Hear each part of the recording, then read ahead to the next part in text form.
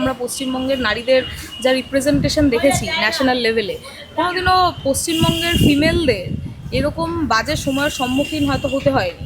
কিন্তু লাস্ট 15 বছরে আমরা অনেকটাই দেখলাম যে বাংলার মেয়েরা কী কী ফেস করছে, এবং তাদের মানে ধর্ষণের যে ভিকটিম, যারা রেপ ভিকটিমের বাড়ির লোককে 5 লাখ টাকা দেওয়ার কথা মুখ্যমন্ত্রী বলছেন। কি বলবে এটা নিয়ে?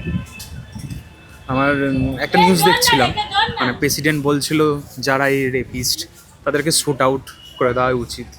এটাই আমার বক্তব্য। যদি সেই সিস্টেমে যদি আমি আসতে পারি তো এরকমই কিছু একটা করবো। তুমি কিছু বলবে? তুমি আর ওখানে voter। মানে ব্যাপারটা তো স্পিচলেস একটা ব্যাপার। ভোটার বলতে আমাদের মানে মানে এতদিন ধরে আছে, টিএমসিতে সরকার আছে এতদিন ধরে, তো এটা চেঞ্জ করা দরকার আর কি। আমি চাইবো চেঞ্জ করতে হবে আর কি। চেঞ্জ করলে হয়তো কিছুটা উন্নতি হবে। কারণ রেপ ভিকটিম যারা হয়েছে তাদের প্রত্যেকটা কেসে আমরা দেখতে পাচ্ছি যে যারা রেপ করছে তারা কোনো না কোনোভাবে পলিটিক্যাল ব্যাকগ্রাউন্ড থেকে আসছে, এবং তাদের একটা পলিটিক্যাল ইনফ্লুয়েন্স আছে। তারা জানে যে তারা এটা করলে সেভ হয়ে যেতে পারে, তো একটা প্যাসিভ সাপোর্ট সাবকনশিয়াসলি তাদের কাছে আছে, যে তারা জানে তারা হয়তো সেভ হয়ে যাবে।